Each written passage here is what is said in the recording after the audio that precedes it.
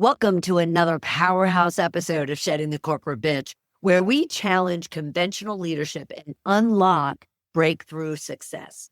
Today, we're diving into the Leadership Disruptors Playbook, the game-changing approach that turns chaos into opportunity and builds high-performing teams like never before.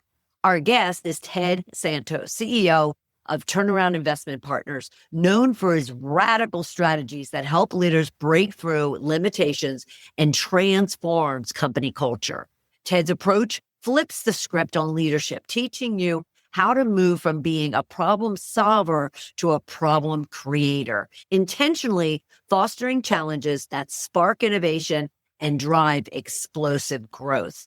In this episode, Ted will walk you through how to master the breakthrough mindset and embrace disruption as a strategic advantage. As well, the art of intentionally creating challenges that ignite innovation. And lastly, leadership strategies to scale the impossible without breaking your company.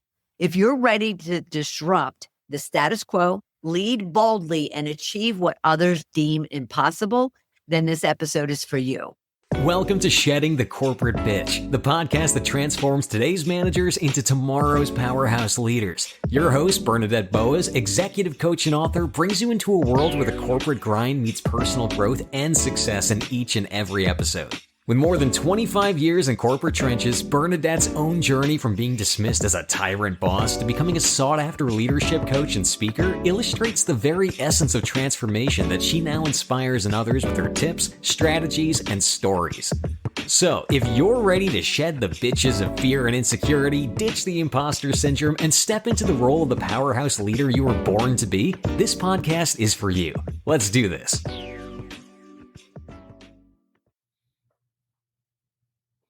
Ted, how are you? Welcome. I'm doing very well. How about yourself? I am doing fabulous. I'm so excited to actually have this conversation with you because as we talked about right before we got onto the program, leaders need a lot of help to understand really how to navigate the chaos that is the business world anymore.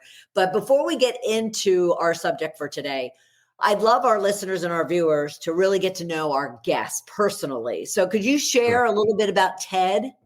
Sure. So I have had some things happen in my life that shaped me in a way that I would have never imagined it would have shaped me. So these were things that occurred, and the way they benefited me, I had never really shared it because I didn't distinguish them as something that would, one, interest people, and two, misfortune can sometimes be your fortune. And one of the ways that helps me explain to people what did happen, our author Malcolm Gladwell, he wrote a book called David and Goliath. And in that book, he talks about exactly how David was disadvantaged and how some of our misfortune or disadvantages turn into our fortunes. So my first misfortune happened when I was at the age of 6. It was actually on New Year's Day. And I saw my mother run with broken legs. At the time, I did not know she had 2 broken legs, but it was New Year's Eve. She took her, at the time, there were only 3 children, and I'm the oldest. And we went to her mother's for New Year's Eve, and she has quite a few brothers and sisters. They were there, friends and family. It was a great time. And my father, he did not join us. So we're leaving. I don't know, maybe it's 4, 5, 6 in the morning. It's all I know is it's dark and I'm sleepy. So I'm in the front. Myself and my siblings are on the front seat because my mother dropped her brother and his wife off at their house. And she said, 15-minute drive, I'll leave them. I won't wake them up. So we sat there, and then bang, I wake up and the car is wrapped around a tree. I've got cut, broken nose, and my brother and sisters were all bleeding. And I look over, my mother's gone, and I'm just tall enough to look over the dashboard, and I watch her run. She didn't limp, crawl. She just ran. I had seen my mother run in my long 6 years of life. I had already seen her run quite a few times. And then my father comes down in no time, and he and his cousin carry us out. And we go to the hospital, and I hear my mother had two broken legs, broken arm. Ouch. And I'm now, my life has changed forever because I saw her run like normal. In my mind, I'm thinking human beings have a capacity and we don't know how to get to it.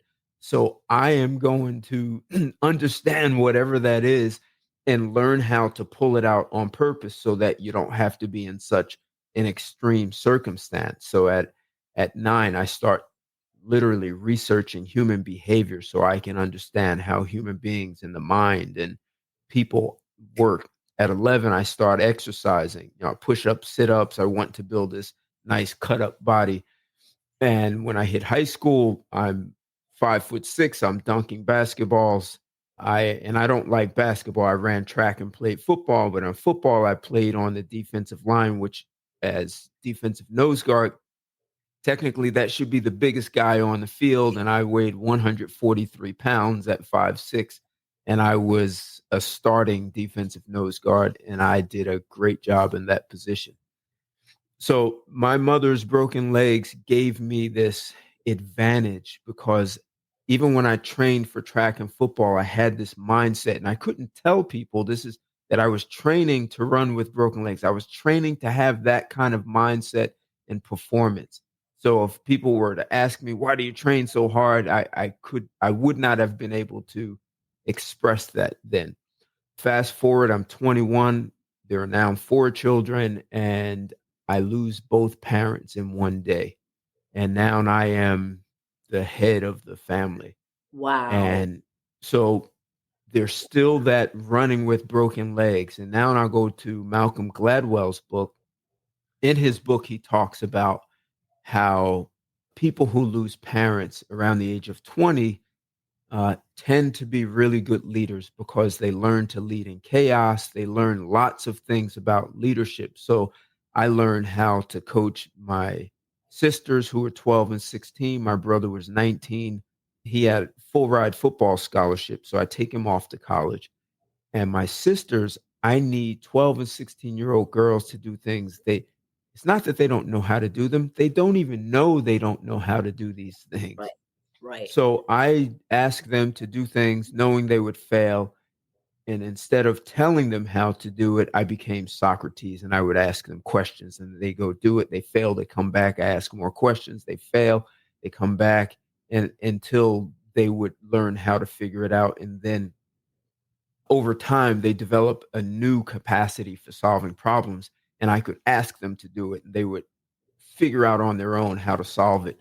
And when I was then as a manager, chief operating officer, I found myself doing the same thing. How do you coach people up to do things they don't know how to do or to solve problems so that they don't come to me to solve problems, at least for the normal day to day, no matter how chaotic.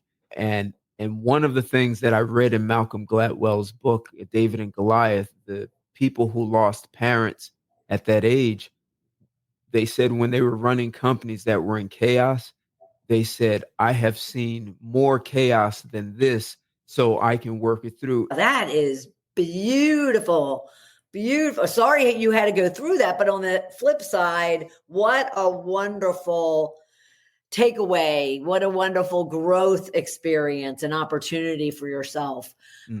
That's absolutely fabulous. And it kind of is a great segue into what we were going to talk about in regards to the leadership disruptors playbook. Because the one thing that you talk about is the fact that leaders have to be really good, not only problem solvers, but you talk about that you also want them to be problem creators and create challenges and disrupt things. So could you help us understand how that plays into the way a leader can really excel in their role?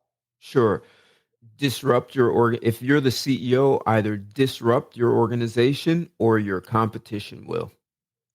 And when they disrupt you, you may go out of business or it will be expensive to play catch up. So if you're the CEO, if you are not intentionally creating problems for your organization to solve, you should be fired or retrained immediately.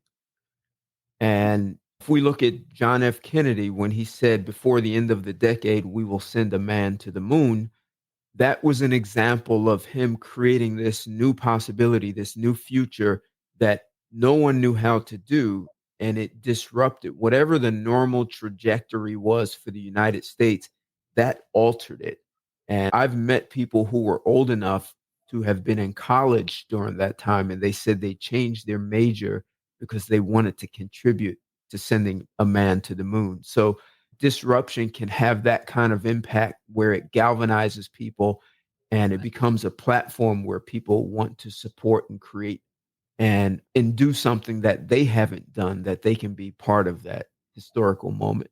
Nice. Now, using that premise of really creating problems, let's take it down from the CEO into even the middle managers to senior leaders who also need to have that mindset, that need to bring in that disruption. Give us some examples of what you've seen and experienced, even in the work that you've done, that they can then relate to, saying, oh, okay, now I understand what I should be doing on a day in, day out basis. So if you look at it tactically, and it doesn't matter if you are middle management, supervisor, or senior, one of the things that I've seen be very effective is, first, your direct reports. You need to understand, almost like an inventory, their intellectual capital, like what their skills and competencies are. And everyone, like what I'm saying to you, I had transferable skills. So I transferred skills from, my parents' death to running an organization.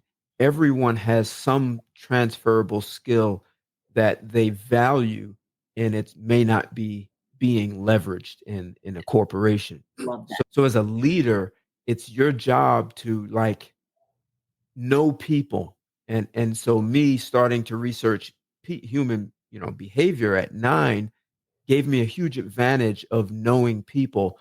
And one of the things that I've seen leaders do that's effective is ask your people to do things they don't know how to do and be okay with them failing.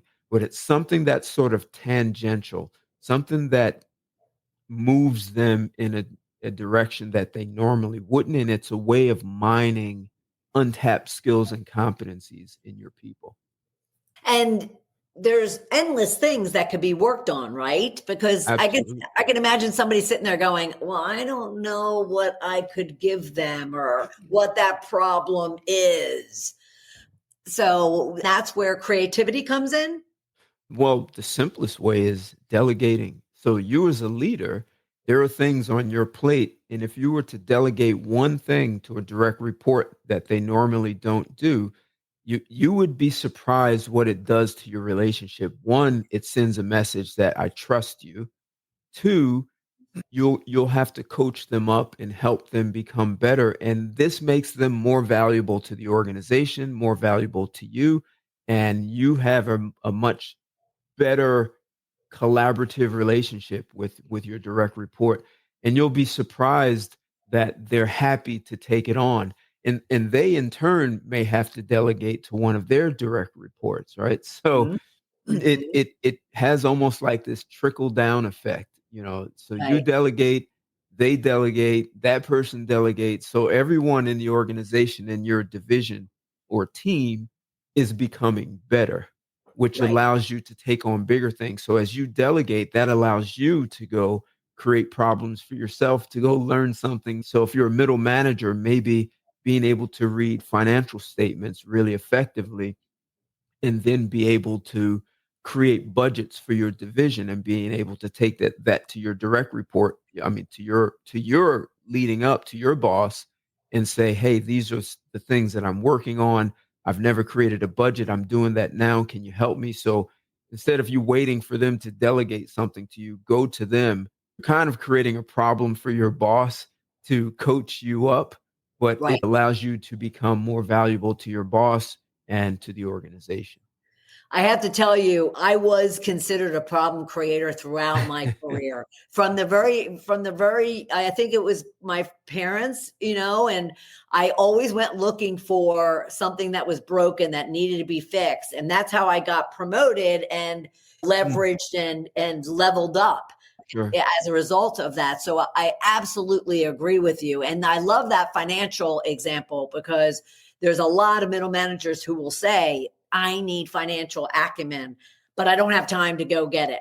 And I think what you're saying is create problems and delegate it to other people that'll open up time for you to go and get that experience.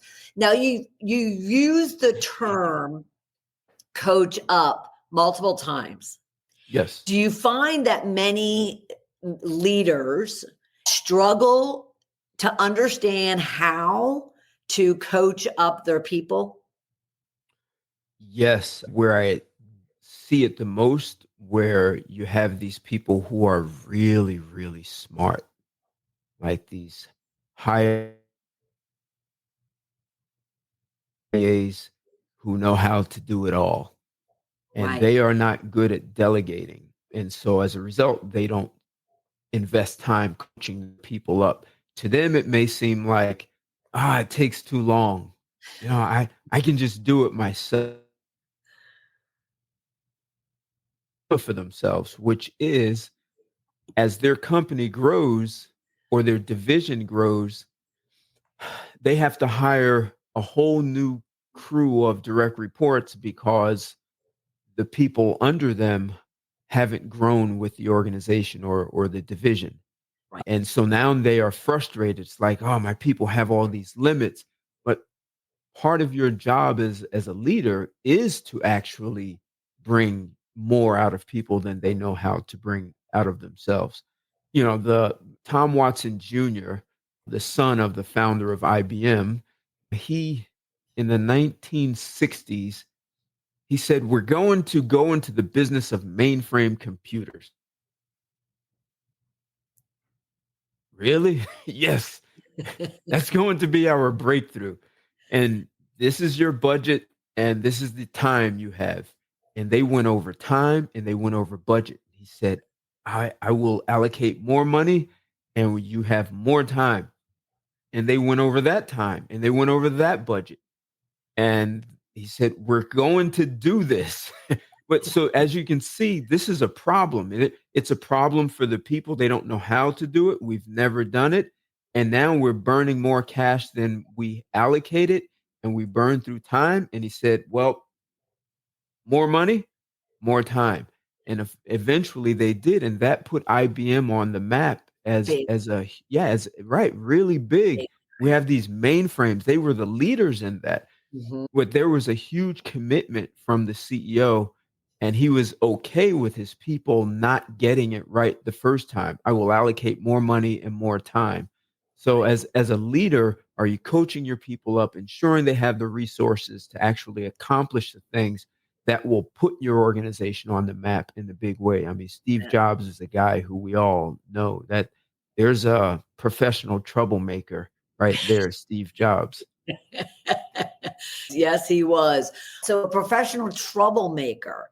If a team wants to grow, if a business wants to grow, if the company wants to grow, they need to be finding and they need to be challenging every one of their employees to find those opportunities, find those challenges, find those problems for them to solve, create, and then innovate on, right? Let me tell you, one of the side benefits to intentionally disrupting your people is when there are economic changes, when COVID shows up, when things happen.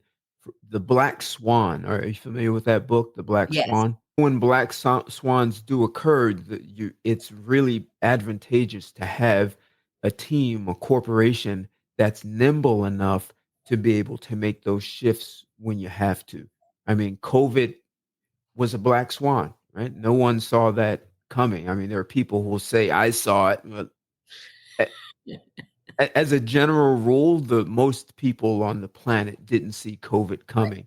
And there are other incidents like that occur and you just didn't see it coming. So how nimble is your team? How can they change or transform in the face of disruption? Disruption happens. So if your people are trained to be disrupted, when other disruptions happen, they're not thrown off. It's almost like Navy SEALs are trained to deal with chaos and disruption. Right. So, how do you train your people without putting them through Navy SEAL training to be more effective Right. in the face of chaos and disruption? And one of the things that I suggested was asking your people to do things they do not know how to do. That's one way to do there. And when you are asking your people to create a mainframe and we've never done it, that's a problem. You're creating a Mm. problem for them to solve. And when it's solved, you have a breakthrough for the organization. So, Ted, what do you tell leaders who say, I just don't have time? I have far too much on my plate already. I have my calendar is completely full. What do you tell them to kind of smack them into waking up and not making this excuse that they don't have time to create disruption? When people hire me, they often think they are hiring me to come in and solve problems. They don't know that I'm actually coming in to create problems.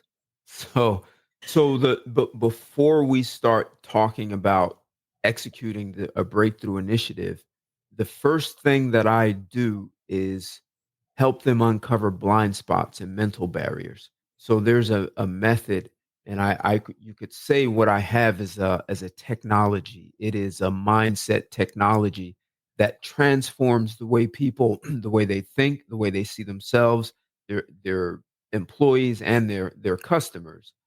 And if you don't do that, they will go into the conversation of a breakthrough with exactly what you said. My people are not ready. The economy is not right. I have too much on my plate. But, there's a long list of reasons why they cannot. But when you disrupt the preconceived notions they have about self, the world, customers, what innovation is possible, that frees them up. So you help people unlearn the things that you said so that they can pursue things that may have been right in front of them and they just couldn't see it. Do you find them to be open to that, or are they resistant to it? Um, I don't think I've ever met anyone who didn't have some resistance to it. The smarter you are, you there's so much you already know. I'll give you an example. I had a client, Wharton MBA, smart guy, played basketball at University North Carolina. I think it was the same college Michael Jordan attended. So he was an athlete and a Wharton MBA, really smart guy. Worked in one of the big brokerage houses in M&A and made a ton of money. And then when they decided to go out on his own, he was able to secure funding and he started doing a roll up. He wanted to buy companies in a certain industry, and he had purchased 3 companies already. And he said to me, he hired me in the month of February, and fast forward, we hit December. What he said to me was, I hired you to be a consultant who was going to confirm the things that I already knew. And you were just going to help me, justify and give me some intelligence that allowed me to execute things that I knew and I could justify to my team.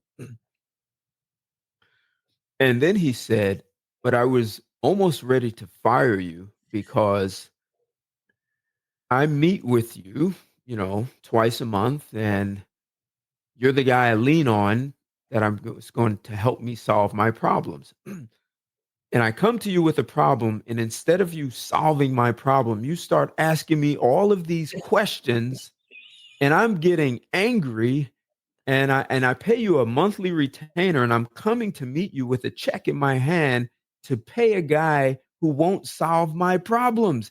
He makes me solve them myself. And he said, I was furious. and asking myself, why am I going to see this guy? Like, why am I paying a guy who won't solve a problem for me? Right. And then he said it hit him that I was asking him questions he wasn't asking himself. And no one in his organization was asking these questions. And he Mhm. said, my God, it's helping me see things that I normally do not see. And he said, so my plan was to fire you in December. And here we are in December, and there's no way I'm going to fire you. In fact, I have a problem today, and I know you're going to ask me a bunch of questions. So let's get started. Okay. Here's my problem. Hit me with your questions. So that's an example. Even currently, I have a client that says, I don't even know if you're asking a Socratic approach. You're asking questions. And he said, I've actually seen others get upset because you force us to think in a way we normally don't. And it sometimes can be embarrassing that you're learning things about yourself in real time and you don't have the answers. Right. So asking questions is one way, and you'll get resistance. But overall, in my methodology, it really helps people look at themselves and uncover things about themselves that they didn't even know they didn't know. Self-awareness is a beautiful thing, isn't I it? think this is even beyond self-awareness, because there are things you don't know about yourself that create the blind spots that have you be upset about questions, or have you tell your people, I don't have time for this. I just have to do it, like I'm in a rush, or you have to be the smartest in the room. There are so many ways, and if you can't distinguish sort of the genesis of how you became that way, it just being aware of yourself is kind of not good enough, because you're only going to ask questions based on what you already know. That's a beautiful point. Awesome So point. so transformation, I become sort of like a tour guide of yourself and your life in transformation, to help you uncover things that you just couldn't see on your own, because we are generally not given the tools for this in our education system. Would you say all of this that we've been talking about is part of your leadership disruptions playbook? Absolutely. I do have to kind of skew a little bit Sure. away from that for a second, because I got very curious about something with you. Is you have a book, and it's called Here's Why You Can't Find Love. Now, what I found interesting about it Hmm. is when I looked into it, you bring business and personal relationship together when you describe it. So could you share with us a little bit about what your book, Here's Why You Can't Find Love, is about? Sure. So I wrote the book because, for one, divorce rate is over 50%, and that can't be good for any society. Two, and here's where we connect it to business. Corporate America, maybe you know the answer, but if you do, great. But corporate America is losing 300 billion, not million, $300 billion every year because of workplace productivity. Do you know why? Absenteeism, loneliness from their people. Those are actually good, but I'll whittle it down to one word: divorce. Wow. So what they have found is, people going through divorce, their workplace productivity drops by 50 to 75%. Now, with 50% of your 53 or 55% of your population going through divorce, that's a lot of people who are distracted and not performing well in the workplace. That's a problem. Mhm. And $300 billion loss, we're pretending like it doesn't exist. It's like this invisible hand sucking really revenue out of a company. And so when your people are not productive, you just tend to get rid of people. You start laying people off, and you don't lay off the people going through divorce. You just let randomly lay off people.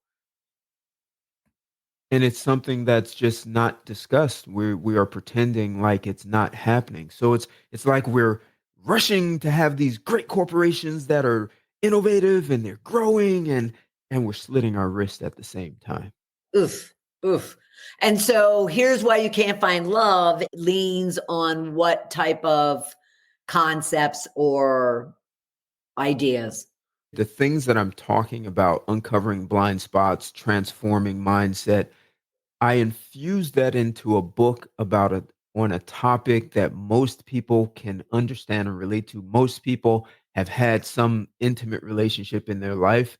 So it's a common ground, but I infuse my business advisory coaching into something that is common. So it shows that it's transferable. So it applies in the workplace and it applies into your personal life. Lo- If you could learn many of these skills that make you more effective at work, like conflict resolution. So when your leader creates a problem for you to solve, one of the things it does is it puts people in conflict with themselves. Hey, look, we've never done this. I don't know how. And now the ultimate conflict is, if we go in this direction, I may be not very competent in this. So maybe I'm no longer relevant in the workplace. I could lose my job. However, if I sabotage this project, I get to stay and keep doing what I'm already good at. So that people don't manage that conflict with themselves, and creating problems can have people conflict with other team members. Mhm. So if you become more efficient, more effective in conflict resolution, and you take that home with your spouse, you will be more effective at resolving conflict with your spouse, with your children. And I'm willing to bet most marriages have dissolved because of some conflict that really wasn't a big deal. People just didn't know how to resolve Amen. Amen. it. Amen. Amen. Seriously. You can look around and watch and experience personally, and you can absolutely see that scenario, those scenarios happening. I So love that. thank you. The book literally takes people on a journey of transformation. That's what the reader goes through.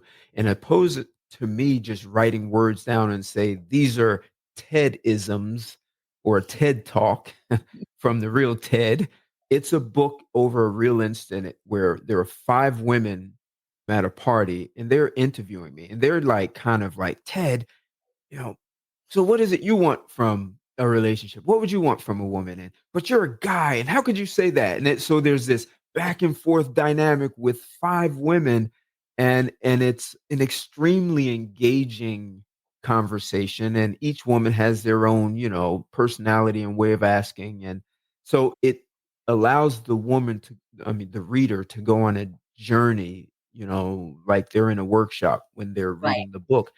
So the book provides people with skills that make them, I would say, more competent first in choosing someone who's compatible for you in a relationship, because that tends to be what keeps people together, the compatibility. And so knowing things about yourself that perhaps you didn't know, and having distinctions for what could derail your relationship or derail you or put you in conflict. Also, being a more efficient communicator, which also is important in the workplace. If you learn many of these skills at work and you take them home, life will be better and so will the workplace. What would you say would be one thing you would want our leaders who are listening and watching to do, like right now, that can start getting them on the path of really becoming a disruptive leader?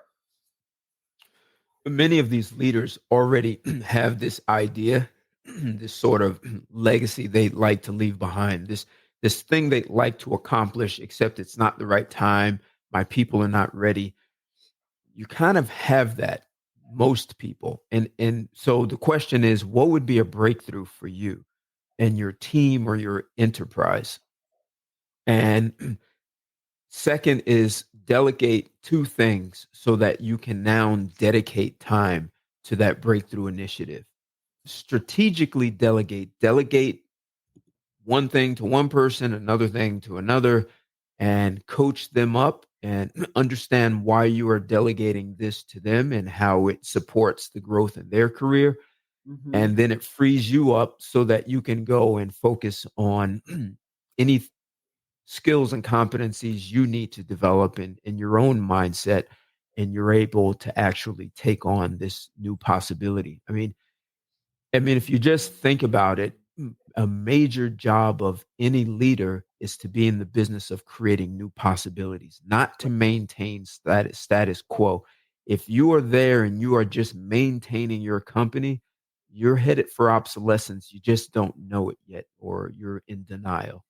Great way to bring it all together and cap it off. Thank you so much, Ted. But before you go, I just want to remind everyone, please go to turnaroundip.com Yes. and check out all the work that he's doing and how he could support you. As well, follow him on LinkedIn. Look for Ted Santos and you'll easily locate him. As well on Amazon, his book, Here's Why You Can't Find Love. Ted, thank you so much. This has been fabulous. Thanks for having me. It's been a pleasure. You're welcome. What a powerhouse conversation with Ted Santos of Turnaround Investment Partners. The whole idea of being a problem creator is so exciting. Think about it. You just don't want to be solving the problems that you know already exist. That's pretty much, even Ted would say, probably status quo. What you want to be doing to really ignite innovation, as he says, is to go and create problems that need to be solved. And then actually delegate and assign your people to go and solve those problems, to give them an opportunity to learn and to grow. He talked about the fact that you really need to ask your people to do something that they don't know how to do. Why is that? Then they'll learn new skills. They'll learn how to solve problems. They'll learn how to engage other resources and really team and seek out what is needed in order to solve those problems. So it's a great way to do two things. One, delegate to others so you open up some space on your calendar or on your to-do list where you can then be creating bigger and better opportunities and challenges and problems and innovations. And then at the same time, you're also coaching up, as Ted calls it, your people so then they feel more valued, more engaged, more important to the business because they are too learning and developing and growing. I absolutely loved it, and I hope you did as well. And if you did, please be sure to share it with your colleagues, with your team members. At the same time, be sure to follow the show. You can go to balloffirecoaching.com/podcast and follow us on any one of your podcast streaming services or even on our Shed the Corporate Bitch TV YouTube channel. And also, if you happen to have a challenge that you're dealing with yourself beyond what we talked about today, just in regards to becoming a powerhouse leader, then let's talk. You can go to coachmebernadette.com/discovery call and allow me to understand what it is that you're dealing with, give you some tips and strategies, and point you in the right direction. I'll look forward to having you right back here for another episode of Shedding the Corporate Bitch. Bye. Thank you for tuning in to today's episode of Shedding the Corporate Bitch. Every journey taken together is another step towards unleashing the powerhouse leader within you. Don't miss any of our weekly episodes. Subscribe to our podcast on Apple Podcasts, Spotify, or wherever you love to listen. And for those who thrive on visual content, catch us on our Shedding the Bitch YouTube channel. Want to dive deeper with Bernadette on becoming a powerhouse leader? Visit balloffirecoaching.com to learn more about how she helps professionals, HR executives, and team leaders elevate overall team performance. You've been listening to Shedding the Corporate Bitch with Bernadette Boas. Until next time, keep shedding, keep growing, and keep leading.